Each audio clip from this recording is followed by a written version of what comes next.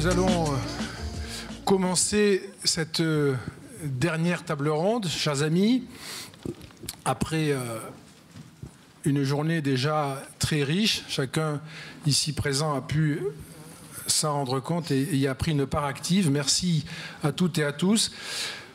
Avec Gilles Finkelstein, nous allons animer cette dernière table ronde. Alors, on aura un rôle très en retrait. Ce qui compte, c'est d'écouter ce que veulent nous dire les participants qui ont bien voulu s'associer à nous ce soir.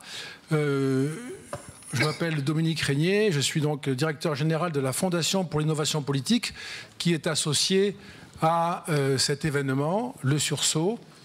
Nous en sommes très fiers et je veux dire ici à quel point nous nous réjouissons d'avoir été aux côtés de Simone Rodan et JC qui a eu l'initiative de cette journée. Et vraiment, c'est une grande fierté pour nous d'être ici. Et on lui dit notre reconnaissance. Vous savez, c'est beaucoup de travail, tout ça, et ça se passe merveilleusement bien. Le thème de notre discussion est inscrit, vous le connaissez, face à des identités multiples, comment écrire un récit commun. Et simplement, mais nous sommes d'accord avec Gilles pour être très rapide sur cet aspect-là, mais simplement, pour témoigner de la manière dont on peut lire une interrogation, pour ce qui me concerne, et en guise, je dirais, d'invitation à reprendre cette remarque, cette réflexion au bon, ou bien à la délaisser si elle n'a pas l'intérêt quelconque, simplement dire qu'au fond, il est étrange qu'aujourd'hui, nous soyons en mesure de constater que nous avons des identités multiples et d'en faire une mauvaise nouvelle. C'est un drôle de paradoxe qui, moi, m'étonne beaucoup. Au fond, nous avons imaginé et construit au fil du temps des ensembles politiques qui se sont ordonnés peu à peu, après des crises, mais aussi après beaucoup d'efforts de la volonté et de la liberté, qui se sont ordonnés précisément pour accueillir la multiplicité de nos vies. Et je crois que sans être trop sommaire, on pourrait même dire que c'est une figure du progrès et de notre progrès que nous reconnaissons comme tel, que d'être en mesure d'accueillir au fur et à mesure que nous le souhaitons nous-mêmes la diversité de nos existences, de nos projets, de nos façons d'être, et que dans cette très belle diversité se joue l'essentiel de ce que nous sommes politiquement et ce que nous sommes capables de faire. Et au fond, aujourd'hui, tout se passe comme si cette diversité était devenue menaçante. Il y a des aspects qui sont assez classiques, qui font retour, des formes de peur de l'autre, de haine de l'autre, de gêne vis-à-vis de la diversité ou de la différence, des conflictualités qui se réaffirment et qui s'étaient peut-être assoupies seulement. Mais malgré tout, quelque chose de plus que cela, l'idée qu'au fond, nous avons de plus en plus de difficultés à faire entrer nos vies, nos projets, nos visions, nos substances individuelles dans un espace commun. Et au fond, la question du récit commun, aujourd'hui, est posée, non pas comme si nous pouvions dire, je m'arrêterai là pour ne pas être trop long, mais non pas comme si nous pouvions dire, eh bien, ce récit commun, sans sophisme, ce récit commun, c'est précisément cette capacité que nous avons à ordonner nos vies et notre espace politique de telle sorte que nous pouvons ensemble poursuivre et notre vie commune et nos différences et nos existences, mais plutôt comme si le récit commun aujourd'hui était la recherche d'une identité fusionnelle qui est, je dirais, la thèse que l'on entend de plus en plus bruyamment aujourd'hui, à la recherche d'une identité fusionnelle, retrouver cette espèce d'unité perdue, comme s'il y avait un deuil de l'unité, alors que nous n'avons pas ce deuil-là, mais nous sommes face à une extraordinaire diversité qui, encore une fois, nous apparaît aujourd'hui étrangement, alors peut-être pas ici, et sans doute pas ici, mais le monde européen en particulier est frappé aujourd'hui par cette grande faiblesse de l'esprit qui est de voir un malheur dans l'expression de cette grande diversité, même s'il est évident qu'il y a des formes de conflictualité qui sont évidemment très problématiques. Gilles ? Merci Dominique. Donc Gilles Finkelstein, je suis le directeur de la Fondation Jean Jaurès. Très heureux, moi aussi, que la Fondation se soit associée à cette initiative. Notre principal rôle, là, est d'être le maître des horloges avec cette contrainte particulière qu'il s'agit de la dernière table ronde avant la conclusion et que donc le temps est davantage contraint encore. Je vais donc essayer de donner moi-même l'exemple en parlant moins d'1 minute. Il y a une contradiction formidable dans la manière dont le débat sur l'identité est abordé. Par rapport à la génération de nos parents, de nos grands-parents, de nos arrière-grands-parents, nos identités individuelles sont beaucoup plus complexes, beaucoup plus riches, beaucoup plus mobiles. Et dans le même temps, on voudrait que notre identité collective soit beaucoup plus simple, beaucoup plus univoque et beaucoup plus statique. Le problème du débat sur l'identité n'est pas qu'il soit posé, c'est qu'il soit mal posé. Que la singularité, il n'y ait que singularité et qu'il n'y ait pas de commun, qu'il n'y ait que nostalgie et qu'il n'y ait pas projection. On parle de plus en plus du commun. Maintenant, il reste à définir ce mot. On dit espace commun, on dit valeur commune. Qu'est-ce que le commun et comment s'articule-t-il avec le singulier et comment s'écrit-il? Voilà, je crois, la question à la fois très simple et très complexe qui nous est posée, qui vous est posée. Et donc nous avons décidé de procéder de manière très originale puisque nous n'allons pas prendre l'ordre alphabétique mais prendre l'ordre alphabétique inversé. Et donc, pardon. Et donc, alors nous allons, donc, je suis surpris, mais je reprends le micro. Nous allons commencer, cher Dominique Schnapper, nous commençons par vous, si vous le voulez bien. Dominique Schnapper est sociologue, je ne vais pas rappeler tous les ouvrages que vous avez écrits, mais vous avez particulièrement travaillé, dans divers travaux d'ailleurs, sur cette notion de commun et de monde commun. Donc je vous passe la parole tout de suite, pour à peu près 5 minutes, si vous voulez bien. Oui, je vais aller vite. Bon, je vous remercie. Étant passé dans ma vie de la lettre A à la lettre S, j'apprécie qu'on fasse l'ordre alphabétique inverse, parce que j'ai souvent beaucoup perdu à ce passage que, par ailleurs, je n'en regrette pas. Bon, par ailleurs, ayant l'âge d'être votre arrière-grand-mère, je ne suis pas sûre que les identités d'aujourd'hui, de la jeune génération, soient tellement plus complexes que celles des précédentes. Je pense que la complexité des identités ou de l'identité fait partie de la nature humaine, et tant mieux. Alors, c'est un problème qui a, d'une certaine façon, toujours existé, et puisque tous les hommes sont divers, par toutes sortes de caractéristiques, et que pour qu'ils vivent ensemble, il faut qu'ils se racontent une histoire commune. Et jusqu'à présent, cette histoire commune, ça a été l'histoire nationale. C'est-à-dire qu'il y avait un récit national dans lequel des gens de toute espèce d'origine, de toute condition sociale, de toute aspiration, de toute croyance religieuse, se retrouvaient dans un récit commun par lequel ils pouvaient communiquer. Et ce qu'on appelle couramment la nation civique, ce que j'ai aussi appelé la nation civique, a toujours comporté l'idée de transcendance de ces identités particulières, de ces différentes dimensions des identités particulières, mais n'a jamais impliqué soit la disparition, soit leur marginalisation. Alors ce qui est peut-être nouveau, c'est le rapport qu'il y a entre l'expression de ces identités particulières d'un côté et le récit commun de l'autre, et ce qui nous apparaît rétrospectivement dans le passé comme étant une espèce d'équilibre qui était assuré par le récit national. Et évidemment, le danger, c'est le moment où le récit national n'embraye plus, et où donc les récits particuliers, ceux qui sont liés à des identités particulières, prennent le pas sur les aspirations et sur les pratiques de la sphère politique organisée, justifiée, légitimée par ce parti donc par ce récit commun qui est le récit national. Mais comme les individus ne sont jamais purement des citoyens, ne sont pas des abstractions qui se développent dans un espace abstrait qui est celui de l'espace public, c'est pourquoi je pense que les idées d'Habermas sont terriblement déconnectées de la réalité, parce que nous sommes des individus historiques avec nos caractéristiques.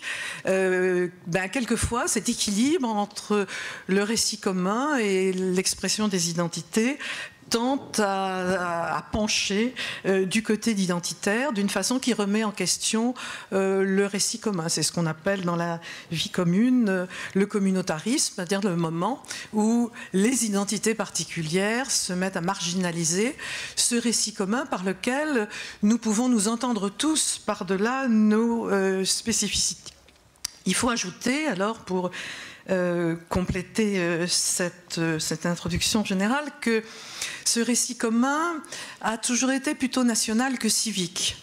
Il a été national parce qu'il s'est nourri d'une langue commune, d'institutions, de la pratique d'institutions communes, de l'héritage d'une histoire. Nous n'aimons pas tout dans notre histoire.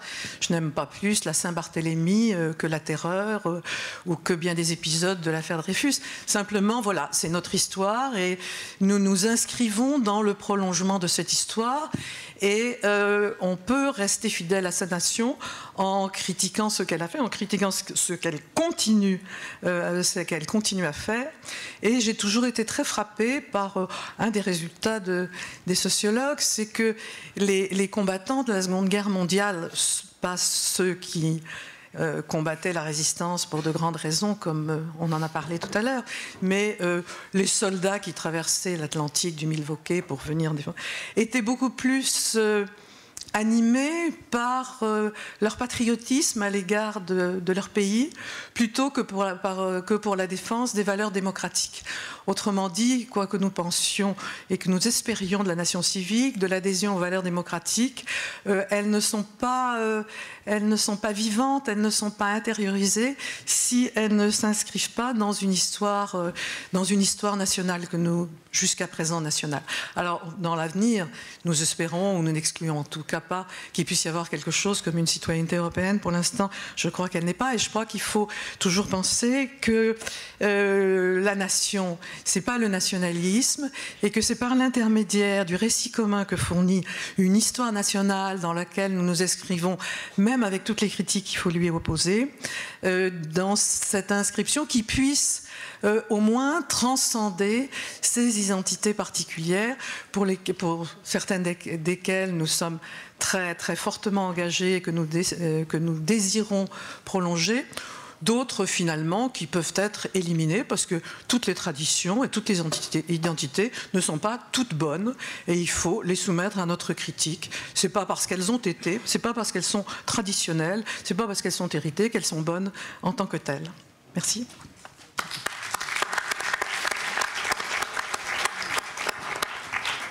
Merci beaucoup, Dominique, d'avoir de surcroît tenu dans les 5 minutes qui vous étaient imparties.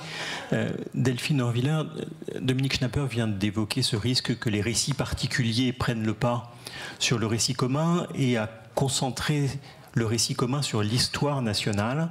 Est-ce que vous partagez cette définition-là ? Merci, bonjour, bonsoir à tous. Merci aux organisateurs d'avoir ainsi organisé une telle journée. Un bonjour particulier à Marceline, pour qui j'ai une immense affection et tendresse. Avant de répondre à la question et d'entrer dans cette question du récit commun face aux individualités, aux récits pluriels qui sont ceux de nos identités, j'aimerais d'abord vous raconter une petite anecdote que je n'avais pas prévu de vous raconter, mais elle s'impose à moi soudain, quelque chose qui m'est arrivé il y a quelques semaines. Et qui est totalement lié en réalité à ce dont on parle aujourd'hui, pas du tout lié à mon rabbinat, mais à ma vie. J'ai pris un taxi il y a quelques semaines, plus exactement un Uber, et en montant dans ce Uber, j'ai fait quelque chose que on fait toujours dans un Uber. J'ai mangé un bonbon, j'ai bu un peu d'eau, et j'ai branché mon téléphone pour le recharger. Et le chauffeur, qui apparemment était un musulman pratiquant, m'a demandé si je souhaitais écouter une musique particulière. J'ai dit non, peu importe, mettez ce que vous voulez. Et là a débuté une musique en hébreu. J'étais sidérée, je me suis dit, je suis tombée sur le seul chauffeur musulman de Paris qui écoute de la musique israélienne. J'ai trouvé que c'était incroyable, donc je me suis construit dans ma tête, je me suis dit, c'est formidable, ça rompt avec tous les clichés que je peux avoir sur un enfermement de chacun dans son identité, justement, et ce communautarisme dont on parle tant. Une deuxième musique surgit, Noah, la chanteuse israélienne, et là je me dis c'est extraordinaire, donc je me tourne vers le chauffeur en lui disant mais j'adore cette chanson, et il me dit oui, la mélodie est magnifique, j'aime beaucoup. Voilà, conversation, je suis scotchée. Troisième musique, Barbara.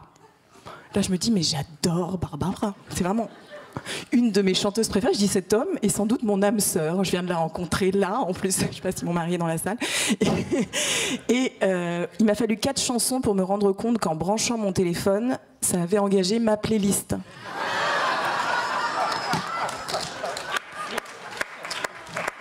Et donc j'étais en train d'écouter mes musiques. Mais je pense que cette anecdote est totalement liée à ce dont on parle aujourd'hui. C'est-à-dire qu'on a tous ce rêve qu'on va vivre aujourd'hui dans un monde où on pourra aller à l'encontre de clichés qu'on a sur nos identités, nos enfermements.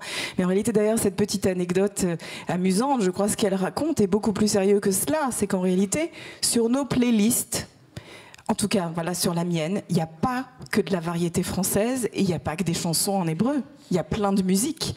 Mais en réalité, le propre du communautarisme dans lequel on est entré, c'est qu'il tente de nous faire croire que nous ne sommes que notre ancrage, que nous ne sommes que notre appartenance et que cette appartenance est incroyablement monorhythmique, monolithique, qu'elle ne tolère plus aucune faille, qu'elle ne tolère plus aucune fissure. Et voilà cette richesse d'une pluralité. Le propre du communautarisme dans lequel on est, c'est qu'on n'est plus que juif ou musulman ou que quelque chose. Et moi j'ai l'impression que ça fait maintenant des mois et des mois, voire des années, que j'essaie de montrer que je ne suis pas que cela, que je ne suis pas que juive ou même pas que rabbin. Alors maintenant je réenfile peut-être ma casquette rabbinique et je réagrafe ma barbe qui tient mal pour vous parler de ce qu'ont été un peu mes combats et mes pensées de ces derniers mois. Vous savez, on est souvent sollicités, nous leaders religieux, dans le débat, et bien souvent les voix des religieux dans ce débat sur la République, sur la laïcité, consiste à dire faites-nous une place, faites une place à la croyance ou au rite, faites une place à l'altérité que nous représentons. Alors que moi je pense que la question n'est pas là, et c'est pas du tout la question prioritaire. Moi la question qui m'intéresse beaucoup plus, c'est de savoir de quelle manière, au sein des pensées religieuses aujourd'hui, la plupart du temps, on ne fait aucune place à l'autre. C'est-à-dire que c'est formidable de dire à une société faite de la place à l'altérité que nous pouvons représenter, quand bien souvent les discours religieux ne s'engagent absolument pas aujourd'hui dans une réflexion sur les visages et les figures de l'altérité. Or ces visages et ces figures de l'altérité, dans nos pensées religieuses, on les connaît très bien, on peut les nommer. Ça va être le non-croyant, le non-pratiquant, l'apostat, l'homosexuel, le mineur, la femme, et j'aurais dû commencer par elle, parce que le grand autre, c'est elle, bien entendu. Et c'est pas du tout un hasard que toutes nos pensées religieuses aient un problème avec les femmes et avec le féminin, puisqu'elles viennent toujours représenter cette altérité à laquelle on ne peut pas faire de place. Et au-delà de cette altérité, de cette côte d'Adam, c'est-à-dire de cette os de l'histoire qu'elles viennent représenter, eh bien, elles posent la question, bien entendu, de la pureté et de l'impureté. Et je crois qu'aujourd'hui, c'est essentiel d'invalider le discours obsessionnel de la pureté qu'on trouve malheureusement dans tous nos fondamentalismes. C'est d'ailleurs là-dessus qu'ils se rejoignent. Et ce discours obsessionnel de la pureté, il ne sera invalidé que si on fait au sein de nos pensées, dans un dialogue intra-religieux, de la place à toutes nos altérités. Mais au-delà de ça, que si on est capable de percevoir que nos identités elles-mêmes sont impures, sont contaminées, sont fertilisées en permanence. Et c'est là où la question de l'histoire est essentielle dans l'enseignement des religions. Aujourd'hui, je vais vous donner un exemple très simple. Vous parlez du judaïsme, mais on pourrait parler ainsi de la même manière du christianisme et de l'islam. Le judaïsme tel que je le vis aujourd'hui, ou le judaïsme tel qu'il est aujourd'hui, est fondamentalement, incroyablement marqué par sa rencontre avec le monde gréco-romain, avec le monde perse, avec le monde musulman, avec le monde chrétien, aujourd'hui avec le monde de la République. C'est-à-dire qu'il s'est nourri et il a été fertilisé par ces rencontres. Il n'est rien d'autre que si vous me permettez d'utiliser cette phrase, il n'est rien d'autre que ce sang impur qui abreuve son sillon. C'est-à-dire que cette impureté-là est constitutive des identités que nous avons construites, et le nier est à la fois erroné. C'est une fiction historique et c'est incroyablement mortifère. Voilà pourquoi je crois qu'il y a une urgence aujourd'hui à peut-être à penser ces impuretés comme étant constitutives et une fierté de nos identités. Et peut-être que là-dessus, la France, de la même manière qu'elle a une French touch dans le cinéma ou dans la musique, pourrait peut-être envisager une sorte de French touch théologique en travaillant ces questions-là. Merci.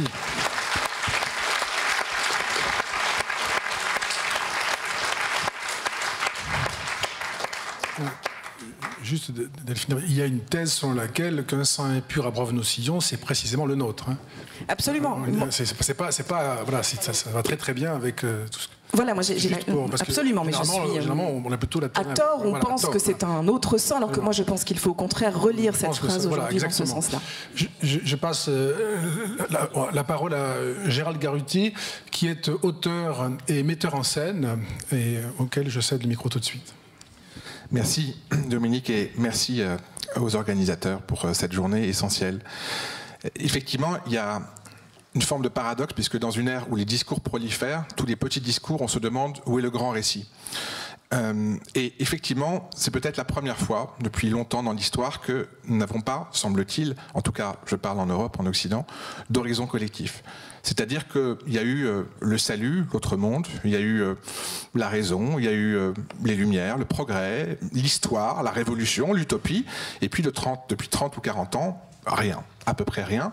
Sinon, sentiment que ces valeurs-là, ces horizons-là se sont effondrés, ces grands récits, dans une sorte de relativisme, dans une sorte de mécanique, d'individualisme, mais en même temps, on a pu se féliciter de la fin des utopies, puisqu'on sait que dangereuses, elles deviennent totalitaires, certes.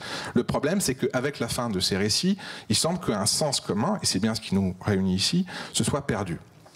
Et évidemment, ce qui rend cette absence encore plus cruelle, encore plus fatale, c'est que face à nous se trouve un récit qui, lui, est totalement constitué, totalement clair et totalement, lui aussi, fatal, c'est-à-dire le discours djihadiste, celui dont on parle depuis ce matin, avec ses héros, avec sa mythologie, avec son horizon, avec son salut. Bref, ce que nous n'avons plus.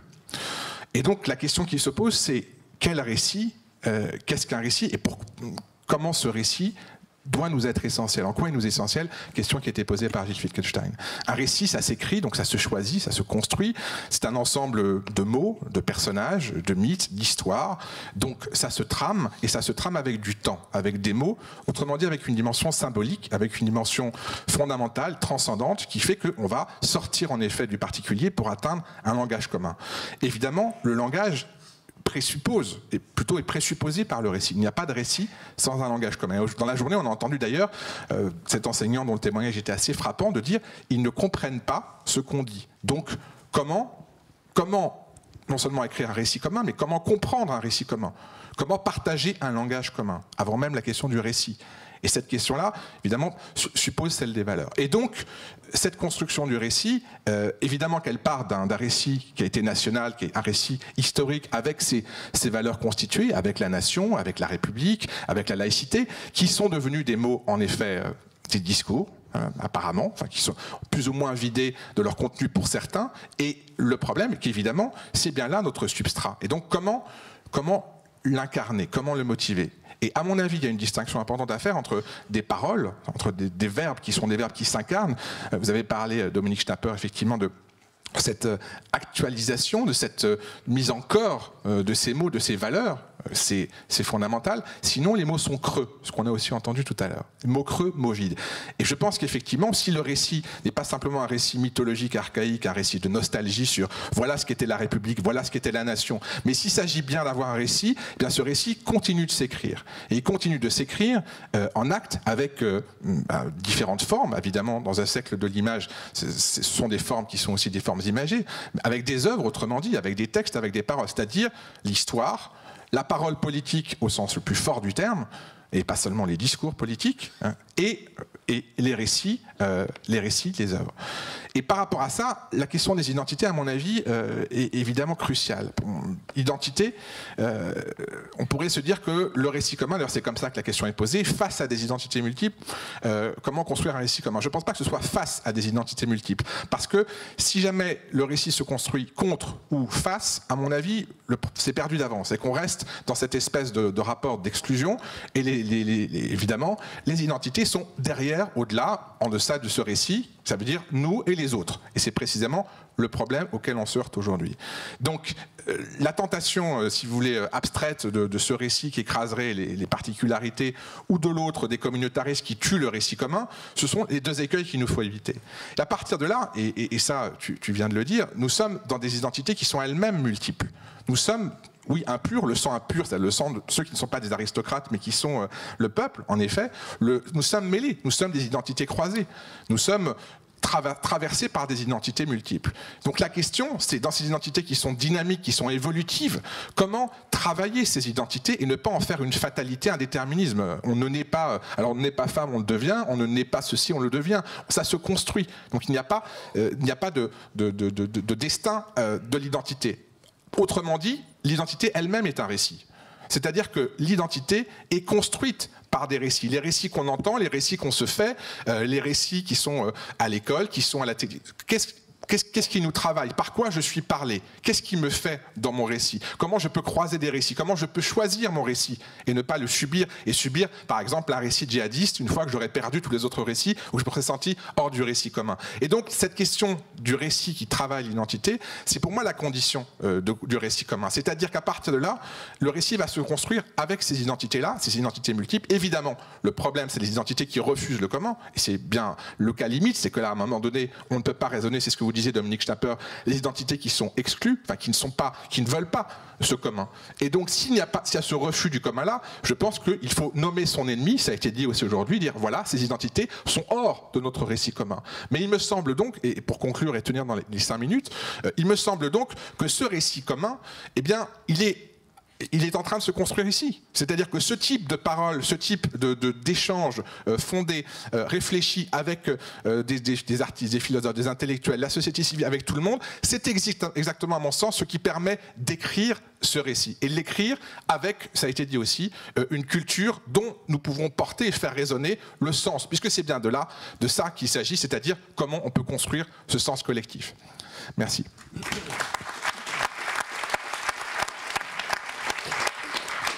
Merci beaucoup Gérald. Raphaël, Gérald vient de dire notamment que le récit commun, ça ne va pas être seulement des mots mais aussi des actes, pas seulement l'histoire mais aussi une projection vers l'avenir, que ça ne va pas opposer les identités multiples au commun mais que ça devait les articuler.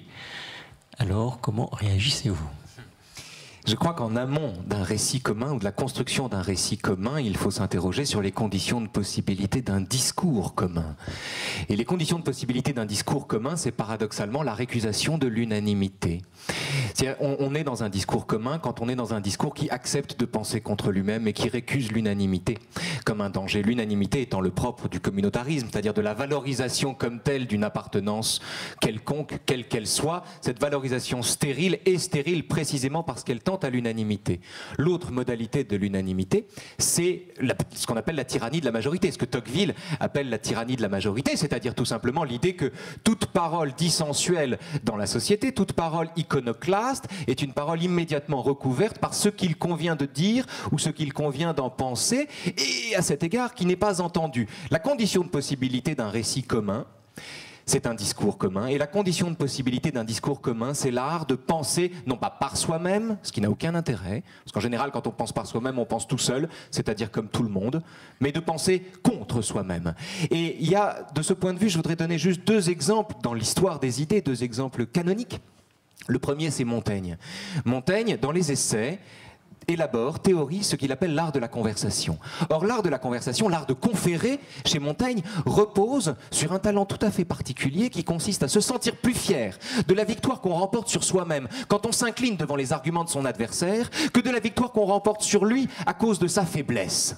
Imaginez un instant que les hommes politiques, il y en a un qui arrive bientôt, pratiquent cela. C'est-à-dire que dans un débat, l'un dit à l'autre « Ah, monsieur Valls, c'est vous qui avez raison ». Et l'autre répond « Ah non, monsieur Sarkozy, c'est vous qui avez raison ». Je veux dire, on voterait des deux mains pour des hommes politiques assez forts pour penser contre eux-mêmes. C'est-à-dire pour des hommes politiques assez stables, assez consistants, pour être capables de reconnaître à l'autre qu'ils ont raison. Le problème, c'est qu'un débat politique en démocratie, et c'est aussi la loi du genre, un débat politique en démocratie produit fatalement le désir non pas d'employer la raison, mais d'avoir raison de l'autre. Ce qui, du coup, prenant les atours de la raison, débouche sur des malentendus infinis. On a des gens qui prétendent s'affronter à coups d'arguments, alors qu'en réalité, ils n'ont pas changé d'opinion. Aucune communauté ne résulte de la juxtaposition des opinions. Le deuxième exemple qui me vient à l'esprit, c'est Raymond Aron, cher Dominique, parce que le travail que faisait Raymond Aron sur la gauche et la gauche marxiste dans les années 50, pendant les années de plomb, était un travail qui visait uniquement à nouer un dialogue, et c'est un dialogue que le camp d'en face lui a refusé. Et c'est le refus de ce dialogue, c'est l'impossibilité de discuter avec celui qu'on a préféré enfermer dans l'idée qu'on s'en faisait, qui est à l'origine de dissensions profondes et dont la gauche d'aujourd'hui d'ailleurs fait encore les frais. Mais ça, c'est pour l'anecdote. Et enfin, le dernier point, c'est, juste pour vous donner un exemple et pour être aussi bref que mes camarades, le dernier dernier exemple que je voudrais prendre, c'est évidemment le plus triste d'entre eux. En 2006-2007, enfin quand Charlie Hebdo a eu le courage de publier les caricatures du Jyllands-Posten, des tas de bons esprits bien pondérés, bien sages, ont dit « La liberté d'expression, c'est sacré, mais le respect, attention, le respect ». Et ce discours de sagesse dont Tocqueville aurait dit que c'est le discours d'une volonté exténuée qui prétend faire cohabiter des principes contradictoires. Ce discours de fausse sagesse, ce discours de pondération, ce discours de pusillanimité maquillé en pondération est à l'origine de tragédies. Est à l'origine de tragédies parce qu'il préserve les dissensions qu'il refuse d'explorer, qu'il refuse d'examiner. Et puis, l'argument selon lequel on ne jette pas de l'huile sur le feu en ce moment est un argument tout simplement monstrueux. Quand la société sera-t-elle suffisamment pacifiée pour qu'on puisse se moquer pacifiquement les uns des autres? Celui qui dit « il ne faut pas jeter de l'huile sur le feu en ce moment » laisse entendre qu'il ne faudra jamais le faire. Toute personne qui ancre son propos sur le moment est une personne qui à cet égard se fourvoie.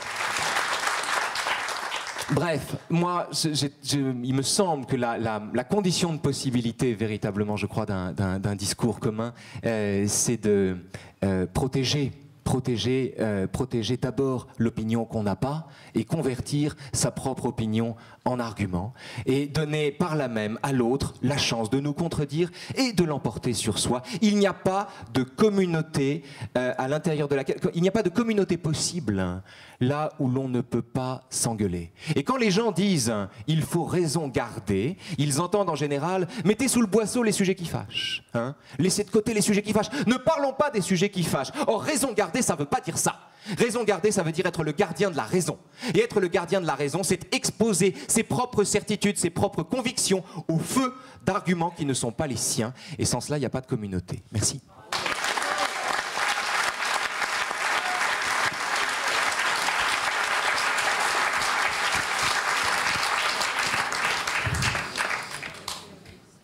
Bien, nous allons écouter maintenant Jean Birnbaum, qui est journaliste, philosophe, et qui vient de publier Un silence religieux. Cher Jean, c'est à vous. Oui, merci. J'aurais dû me battre au début, ça devait être par ordre alphabétique. J'ai pas osé, j'ai dit mais non, honneur le talent d'abord, les dames d'abord aussi. Évidemment, passer après Raphaël, c'est toujours... il faut une sorte de sursaut d'orgueil. Écoutez, pour aller vite, moi aussi... Je voudrais parler parce que c'est un des sujets du jour quand même, le djihadisme. Le djihadisme, il propose du commun. C'est un discours commun, d'ailleurs Gérald l'a dit. On voit souvent le djihadisme comme une sorte de revendication particulariste, comme face à quelque chose qui serait universel. Mais non, le djihadisme face à la République, par exemple, c'est le choc de deux universalismes. Et le djihadisme fabrique beaucoup de communs. Il est peut-être même aujourd'hui le seul commun, effectivement, qui aimante assez les identités pour qu'elles aient envie de se dissoudre, de s'éclater dedans.